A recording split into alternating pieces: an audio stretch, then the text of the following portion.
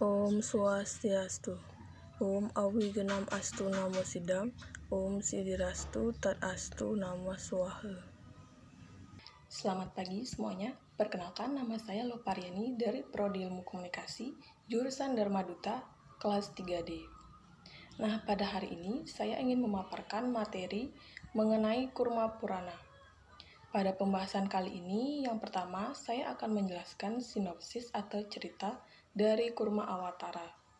Yang kedua, memaparkan amanat dan unsur-unsur yang terkandung di dalam cerita Kurma Awatara.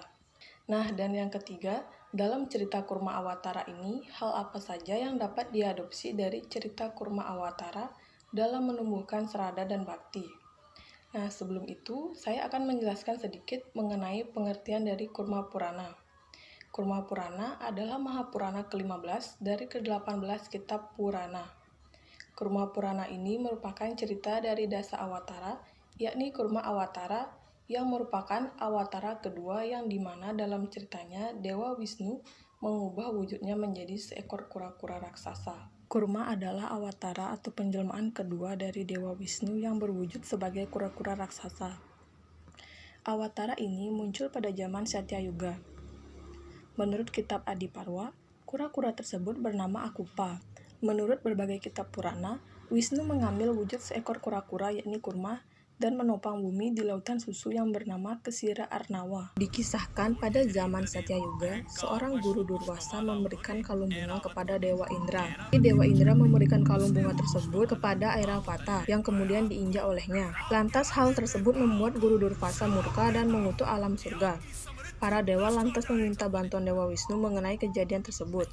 Kemudian Dewa Wisnu menyuruh para dewa untuk mengaduk lautan Kesira Arnawa dan meminta bantuan dari para asura.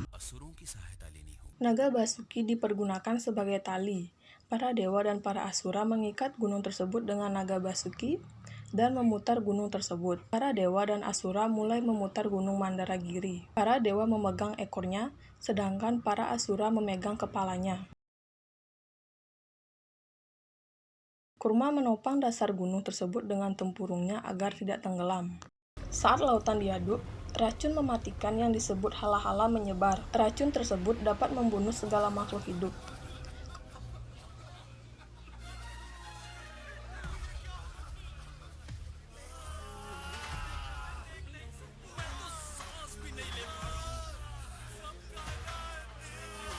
Kemudian para dewa meminta pertolongan dari Dewa Siwa.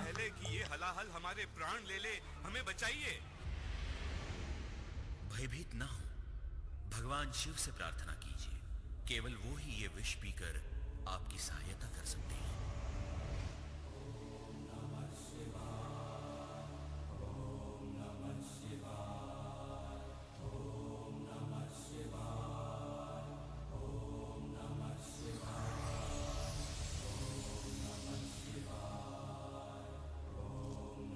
Kemudian Dewa Siwa meminum racun tersebut yang menyebabkan lehernya menjadi biru, yang disebut dengan Nilakanta.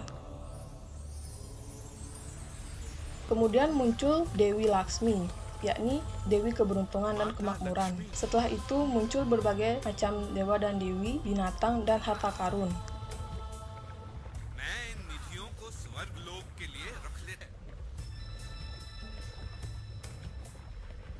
Akhirnya, keluarlah Danwantari membawa kendi berisi tirta amarta. Karena para dewa sudah banyak mendapat bagian, sementara para asura belum mendapat bagian sedikit pun.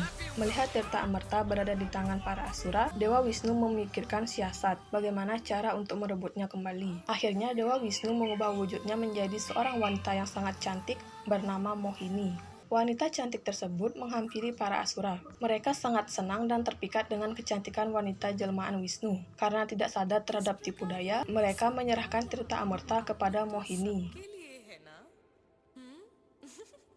आप कहें तो मैं आप सब में समान रूप से वितरित कर दूं।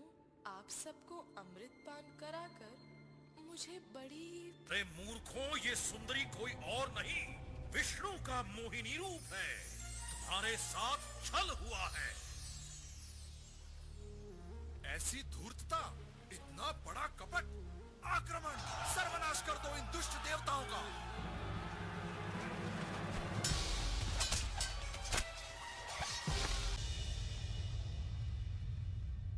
जैसा विष्णु भगवान ने कहा था ठीक वैसा ही हुआ। Seorang raksasa yang merupakan anak Sang Wiprasiti dengan Sang Singika yang bernama Rahu mengetahui hal itu. Kemudian ia mengubah wujudnya menjadi dewa dan turut serta meminum tirta amerta. Hal tersebut diketahui oleh Dewa Aditya dan Dewa Chandra yang kemudian melaporkannya kepada Dewa Wisnu. Dewa Wisnu kemudian mengeluarkan senjata cakranya dan memenggal leher sang raksasa, tepat ketika tirta amerta sudah mencapai tenggorokannya. Badan sang raksasa mati, namun kepalanya masih hidup karena tirta amerta sudah menyentuh tenggorokannya. Sang raksasa marah kepada Dewa Aditya dan Dewa Chandra dan bersumpah akan memakan mereka pada pertengahan bulan, sehingga terjadilah gerhana bulan dan gerhana matahari. Hal yang dapat diadopsi dari cerita Kurma Purana dalam menumbuhkan serada dan bakti yakni yang pertama, Satwika dan Rajasika. Para asura telah bekerja lebih keras karena ambisi dari pikirannya. Mereka ingin mendapatkan keabadian demi kenyamanan fisik, kenyamanan materi, dan itu selaras dengan sifat rajas agresif dalam diri mereka. Sedangkan para dewa lebih menginginkan penyelesaian tugas yang diamanahkan kepada mereka agar dapat terselesaikan secara baik, dan untuk itu mereka memerlukan keabadian. Hal demikian pun terjadi di zaman sekarang ini. Yang kedua, kebersamaan dan kesadaran. Para pejalan dharma pun harus bekerja sama dengan pejalan adharma, dengan tujuan sama untuk mendapatkan manfaat bagi mereka masing-masing. Gotong royong berarti bahu-membahu. Gotong royong berarti saling bergandengan tangan. Gotong royong tidak menempatkan saudaraku, penerima di bawahku yang memberi. Gotong royong adalah sebuah kesadaran bahwa kita semua adalah putra-putri Ibu Pertiwi. Kita memiliki hak dan kewajiban yang sama, walau aplikasinya, pelaksanaannya, dan penerjemahannya dalam hidup sehari-hari bisa berbeda. Seperti halnya dengan para dewa dengan para asura, bersatu untuk mencapai tujuan yakni mendapatkan tirta amarta. Untuk amanat yang dapat diambil dari kisah Kurma Awatara ini, yaitu marilah kita saling bahu-membahu untuk dapat mewujudkan dan mencapai tujuan bersama. Jika dalam kehidupan sehari-hari sekarang ini dinamakan sebagai gotong royong. Dan jangan mudah tertipu oleh tampilan luar, yakni paras, karena itu semua hanyalah muslihat.